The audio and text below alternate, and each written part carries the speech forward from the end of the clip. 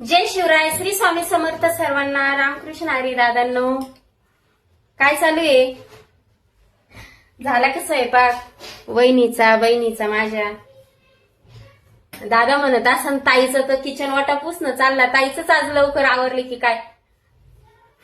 माझं काही आवरलं नाही दादांनो. चहा वगैरे केली होती तर मग थोडी चहा सांडली होती किचन वाट्यावर, त्याच्यामुळे म्हणलं थोडस क्लीन करून घेऊन ना मग स्वयंपाकाचं बघू म्हटलं.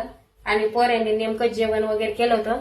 जेवण केल्याच्या नंतर चहा बिस्किट ते झाले होते. मग दाजी म्हणजे थोडं उशिरा कर स्वयंपाक, चालूच असतं. आणि काय रोजच आहे ना ते, खायला करा, परत भांडे घासा, परत दुसऱ्या दिवशी उठा, तेच रडगरण आहे. काही वेगळं आहे का त्याच्यामध्ये? हा, 8 दिवसातून जर एकदा असतं खाण्यापिण्याचं तर माणसाने 5 पक्वान केले असते, मग उल्हास असतं स्वयंपाकाला. खाणाऱ्याला उल्हास असतं आणि करणाऱ्याला उल्हास असतं. आता तर मी किचन मध्ये राहते, तिथून मला ऑर्डर विचारतात, काय म्हणतात ना, शिवानीश पप्पा अलग विचारतात, शुभम अलग विचारतो, मम्मी काय भाजी करती. त्याची प्रत्येक जणाच्या आवडीचं तर करू शकत नाही ना माणूस. कोणती एक भाजी करायची बाजूला व्हायचं आणि एखादी भाजी लेकरांसाठी करावं लागत ती आवडीची. असं आहे. पहिलं असं होतं का? तुम्ही सांगा बरं. जे येईन ते खात होतो. असं नव्हतं की मॅगी येईन फिगी, असं काही नव्हतं. पाट्यावरचं जेवण होतं. आजी आपल्याला काय करून देत होती, गुळाचा मलिदा असतो बघा, शिळी भाकर जर असली, आपलं जीवन खरंच चांगलं होतं दादांनो, नाही का? समजा किती भाजी आपल्याला आवड म्हणजे ते नव्हताच, मला ही भाजी आवडत नाही म्हणून, कारण ते जेवणच इतकं खम्मक होतं की माणूस म्हणतच नव्हतं. आणि समजा एखाद्या वेळेस तिखट लागत होतं तर मग काय होतं, पहिले बाई तू हे खात नाही, आजीच्या हातचा गुळाचा मलिदा. आजीनं काय करावं, शिळी भाकर आरावर ठेवायची, मस्त बारीक सुरायची, त्याच्यात थोडं गोड तेल टाकायचं आणि गुळ टाकायचा ठेसून, ते आपल्याला खाऊ घालत होते. त्याला गुळाचा मलिदा म्हणतात. आता कोणी काही म्हणत असं, पण आमच्याकडे गुळाचा मलिदा म्हणायचे. आणि पाट्यावर जर सौदा वाटत असलं कोणी, चुलती कोणी, तर त्या पाट्यावरचा सौदा घ्यायचा, थोडं तेल टाकायचं, शिळी भाकर असं का शिळी पोळी असं खायचं आणि पळायचं. असं काही होतं का डब्याला मला हेच पाहिजे का तेच पाहिजे? तसं काही नव्हतं. पण ते जेवण खरंच चांगलं होतं आणि पचनही होत होतं. शाळेत काय गेलं, पहिले कसं 10ला शाळा असायची आणि 4ला सुटत होती. आपल्या टायमाला असं हे नव्हतं एकदम 6:30ला, 6:45ला, 8ला अशी शाळा नव्हतीच. एकदम आरामशीर शाळा होती. पण आपण आरामशीर शाळा जरी असली तरी आपला लाड नव्हता जास्त वेळ झोपायचा, कारण की थोडं जरी उशीर झाला तर आजी ते उठून देत होते, म्हणजे किती वेळ झोपती पोरीत जाती, इतक्या लवकर झोपूय का? आणि मुलांनाही तसं, मुलांना तर लाता देऊन उठवत होती, तू लाज आहे काही, उठ ना, चारा पाणी कर, शेण पाणी कर, असं होतं. लाड कोणाचाच नव्हता, लाड खाया प्यायचा होता. आणि त्याच्यानंतर शाळेमध्ये बी खूप मजा असायची. असं नव्हतं की डबाच पाहिजे काही पाहिजे म्हणून. सुगड्या भेटत होत्या, तिसरी लोक सुगड्या भेटत होत्या. मग ते सुगडी पण इतकी खम्मक लागायची, काय करते खरच्या भाजी पोळीला ते सुगडी तिथं पण खायची, परत डब्याला घेऊन यायची. आणि ते खरंच मजाच अलग होती. आणि जून जुलै मध्ये जांब बोर सक्रातीच्या टायमाला पण आपल्याला चॉकलेट गोळ्याचा काही लाड होता बरं.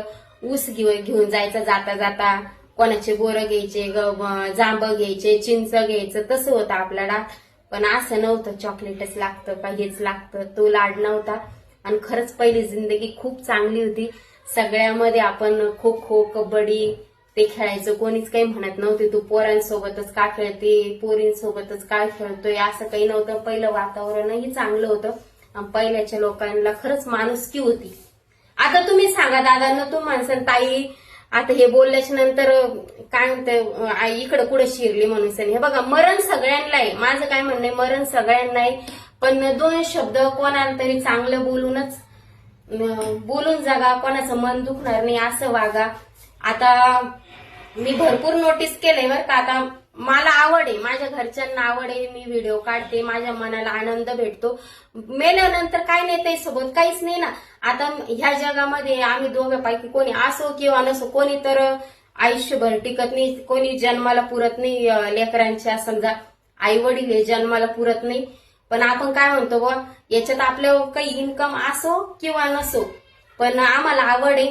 आम्ही मेल्याच्या नंतर पण माझे लेकर हे व्हिडिओ आमचे बघणारे, माझी आई आहे, हे माझे पप्पा आहे, त्यांचे नातवंड बघणारे. मी पुढचं सांगते तुम्हाला. पण मी इतके छान व्हिडिओ बनवते, काही दलिंदर असे की त्यांची कमेंट सुद्धा वाचायला लाज वाटते माणसाला, आणि माग देवाचा फोटो असतो त्यांच्या, आणि ती कमेंट बघा तुम्ही किती विचित्र असते. पण मला पण रिप्लाय दिला जातो दादांनो, पण आपण कोणत्या संस्कारामध्ये लहानशे मोठे झालेले, आपली आजी आजोबा जॉईंट फॅमिली, त्यांची आपली शिकवण काय होती, आपल्यापासून कोणाला त्रास झाला नाही पाहिजे. काय त्यांनी शेण खाल्लं तर आपण शेण खाऊ नये, त्यांनी दगड मारला तर आपण दगड मारू नये, असंही शिकवण. पण काही ना बोलू नाही, लाज नाही, कमेंटची करायची तीच करता. पण रिप्लाय आम्ही अजून एकालाही दिला नाही, पण मला वाटलं म्हणून मी तुम्हाला ह्या ब्लॉग मध्ये सांगते. आता समजा माझ्या ह्या रील मध्ये काय होतं का, ते काय शब्द वापरले हे मला सांगूही वाटत नाही, तुम्हाला तर दिसतच असेल. पण माझं म्हणणं आहे, काऊन बोलायचं, कुठं आनंद होतो तुम्हाला? हा, मी का तुमच्या बंधाऱ्याला बंधारा आहे का, मी तुमच्या नात्यातली का, असं काही नाही ना. हा, पण नाही, आपल्याला चांगली कमेंट केल्या जात नाही दादांनो, वाईटही नका करू ना.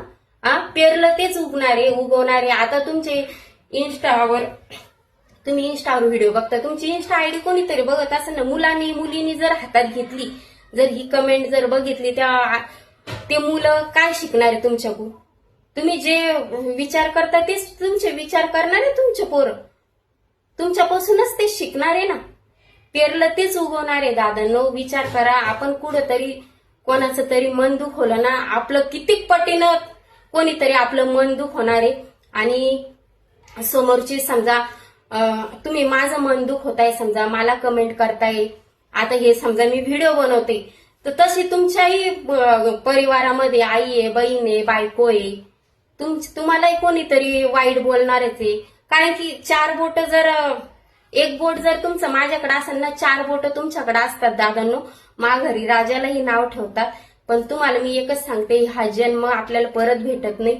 पण आपल्याला जे हे तोंड दिलेलं आहे ना, या तोंडातून आपले चांगले शब्द दुसऱ्याला निघले पाहिजे, मी हीच अपेक्षा करते.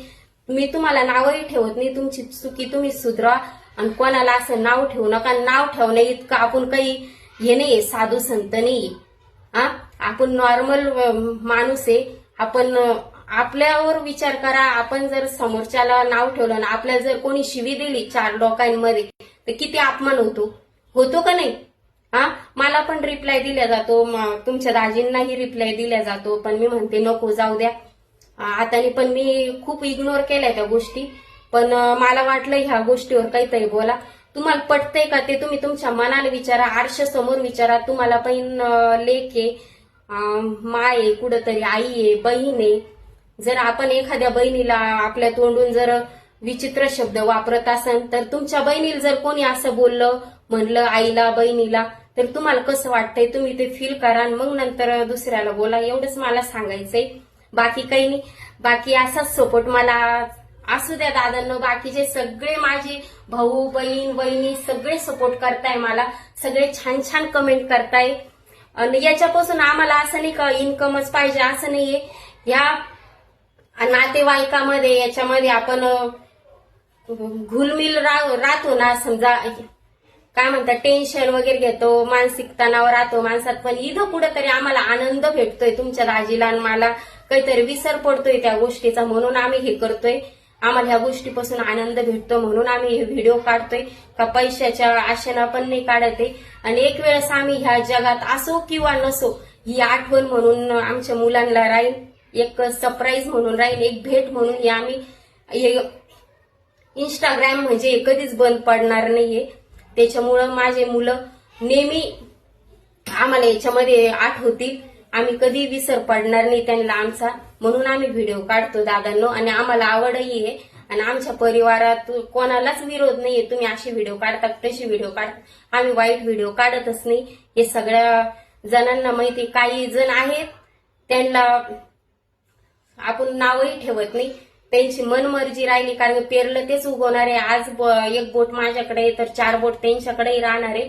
त्याच्यामुळं विचार करून समोरच्याला कमेंट करा, आणि कोणाचं मन दुखन असं वागू नका दादांनो. जय शिवराय. श्री स्वामी समर्थ सर्वांना. रामकृष्ण हरी.